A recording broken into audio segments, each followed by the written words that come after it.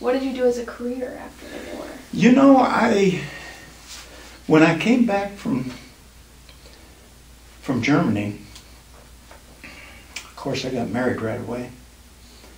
And it wasn't too long, about a year after that, I had a kid to support. Oh. And I was still a young guy. I was only 22. I was 22. And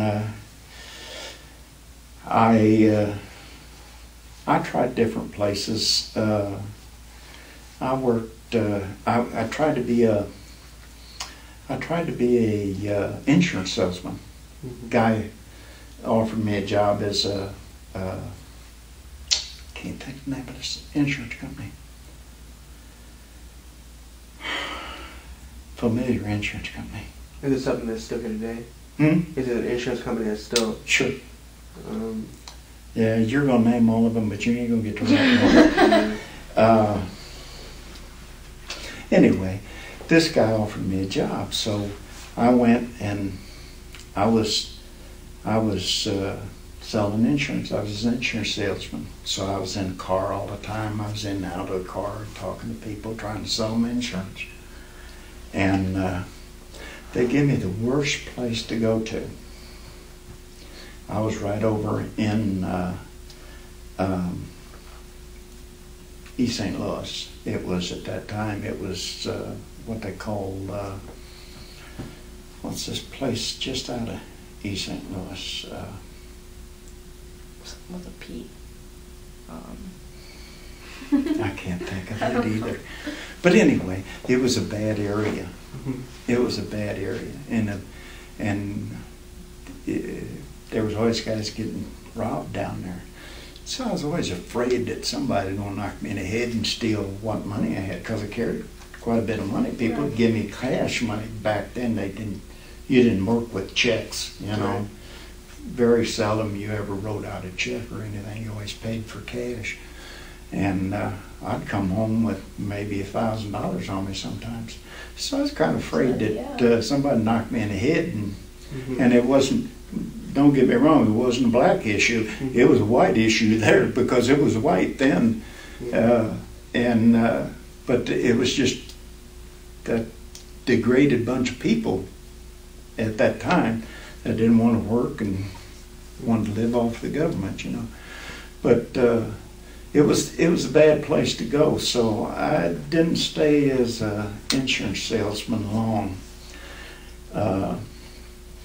I heard that after I quit selling insurance, because the guy kind of did me dirty, I had lined up a whole company for this insurance company, and he stepped in and took it away from me.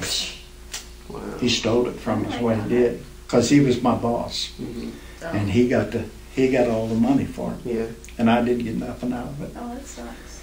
So, you know, politics ain't only in Washington. They're in everywhere you go. There's politics, and so a guy told me. He said Laclede Steel up in Madison's hiring, and I said, "Oh yeah." I said, "Oh, that sounds good." So I went up there, and I was making pretty good money then. It was about I was making about $3.25 an hour then. That was back in '66, you know, so that was pretty good money. And I worked my way up from being a shear helper to a shearman. That's where they cut reinforcement rods. And I used to bundle them up and tie them up, and cranemen come along and pick them up and carry them down there. They were going somewhere, you know, in this area. And I went from that to the shearman where they cut them off. And finally they said they were needing some welders, and I took welding in school, and I went over and took tests and passed the welding test. So I was a welder over there for, I guess, 3 or 4 years. I worked my way up to where I was almost making $4 an hour. And back then it was super good money. But Mhm. welders was making good dough back then. And any specialty trade was making good money. So I stayed there, and my father-in-law kept after me to come work where he worked. He said you wouldn't have that long drive, because I had to drive from Dupo all the way to Madison. And he said, come work with me. And I said, you think I can get hired on there? He said, yeah. He said, I can get you a good job out there.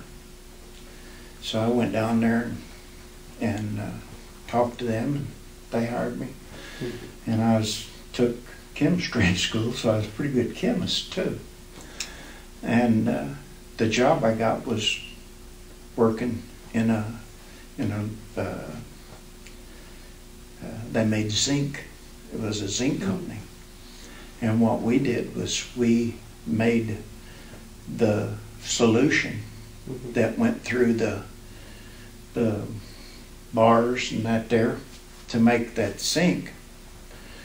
They'd grind the ore way out there in the other building, and then they'd bring it in and they'd make a solution out of it, and then they'd take that was clear off the top of it, and they'd send it over to us, and we'd add chemicals with it, acid and different things, and then it was ready to go to the stripping room where they stripped the zinc off of them aluminum rods that they'd have in there. And at that time I was making about $4.50 an hour, like good money. I bought an ice box for Cheryl, and a new washer and a new dryer, paid cash for it. That was good money back then. It is. Didn't have to put it on charge or anything. So I was doing real good. Plant shut down. Oh, that's Yeah. So I got to be several different things through my lifetime. I got to be a diesel mechanic, an auto mechanic. I've done a lot of things. I took the test up in Chicago for to be a carpenter. I passed the carpenter's test. I passed the welding test up there, so I was state certified. I was state certified electrician. I did a lot of electrical work. When you're a young kid that's never been anything, you have to. Necessity is the mother of invention. Mhm. Don't ever forget that. When you got a wife and a kid at home, and then by that time I had 2 kids at home, Mhm. it was getting a necessity.